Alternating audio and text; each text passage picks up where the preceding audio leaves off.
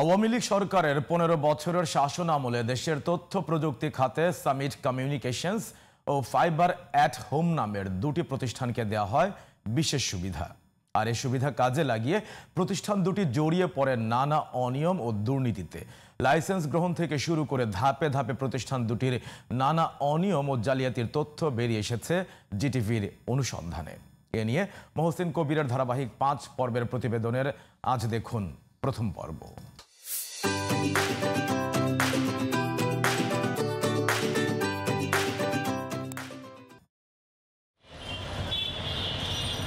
দেশ জুড়ে ইউনিয়ন পর্যায়ে ইন্টারনেট কেবল নেটওয়ার্ক সম্প্রসারণের লক্ষ্যে বিগত আওয়ামী লীগ শাসনামলে নেওয়া হয় ইনফো সরকার প্রকল্প।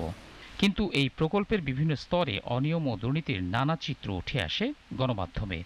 এই অনিয়মের প্রাথমিক ধাপটি হল বিটিআরসি কর্তৃক nation wide telecommunication transmission network NTTN licence প্রদান। প্রতিযোগিতার নীতির বাইরে গিয়ে নিয়ন্ত্রক সংস্থা বিটিআরসি ও আইসিটি মন্ত্রণালয়ের যোগ সাজশে 2009 সালে মাত্র 2টি বেসরকারি প্রতিষ্ঠানকে এনটিটিএন লাইসেন্স প্রদান করা হয়, যার একটি পায় বিতর্কিত সামিট গ্রুপের সামিট কমিউনিকেশনস এবং অপরটি ফাইবার অ্যাট হোম। এরপর প্রায় এক যুগে আর কোনো প্রতিষ্ঠানকেই দেওয়া হয়নি এনটিটিএন লাইসেন্স। এমনকি প্রধানমন্ত্রী কার্যালয় থেকেও নতুন এনটিটিএন লাইসেন্স প্রদানের অনুমোদন অগ্রাহ্য করা হয়। Just to create monopoly. এবং এটা আপনি জানেন ফ্যাসিস্টের আমলে যে ঘটনাগুলো ঘটেছে এগুলো নতুন করে বলার আসলে দরকার নাই। যদিও এটা ওপেন লাইসেন্স ছিল, বাট সরকার আমাদের চাহিদা থাকা সত্ত্বেও নতুন লাইসেন্স দেয়নি। তখন এই মনোপলির সুযোগটা করে দেওয়া হয়, এটাই আমি মনে করছি।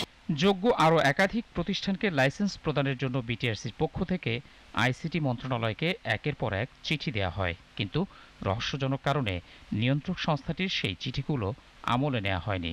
সে সময় অন্য কোনো প্রতিষ্ঠানকে লাইসেন্স দেওয়ার বিরোধিতা করেন ফাইবার অ্যাট হোমের কর্ণধার মইনুল হক সিদ্দিকী। এনটিটিএন লাইসেন্স তো সরকারেরই দেওয়া, সেখানে আইন করে দিয়েছে nobody can build, operate and maintain without this licence.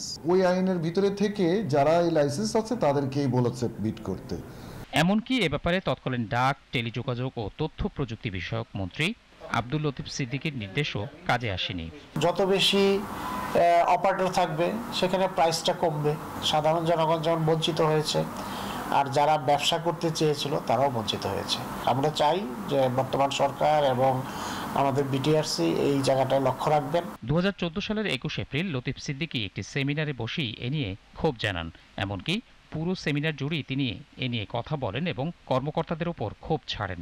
কাল বিলম্ব না করে আরও অন্তত 2টি প্রতিষ্ঠানকে লাইসেন্স প্রদানের জন্য বিটিআরসি তৎকালীন চেয়ারম্যানকে তাৎক্ষণিক নির্দেশ দেন লতিফ সিদ্দিকী। জানা গেছে, নিজ মন্ত্রণালয়ের ওপর সজীব ওয়াজেদ জয়ের খবরদারি মানতে পারেননি তিনি।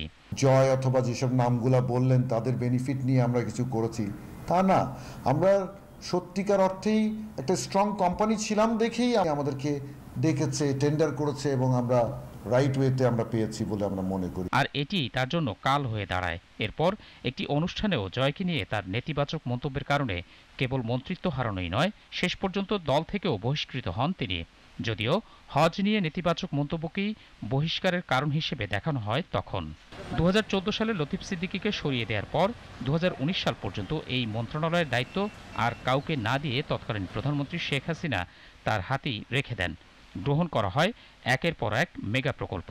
এর প্রায় 5 বছর পর এই মন্ত্রণালয়ে পূর্ণ মন্ত্রীর বদলে প্রতিমন্ত্রী হিসেবে নিয়োগ পান জয়ের ঘনিষ্ঠ ও অনুগত হিসেবে পরিচিত তরুণ নেতা জুনায়েদ আহমেদ পলক। ওই বছর বাহন নামে একটি প্রতিষ্ঠানকে নতুন এনটিটিএন লাইসেন্স প্রদান করে বিটিআরসি। সারা ইন্ডাস্ট্রিতে এরকম অনেক অনিয়মই হয়েছে, অনেক অনিয়ম আইনের ফাঁক গলেও হয়েছে।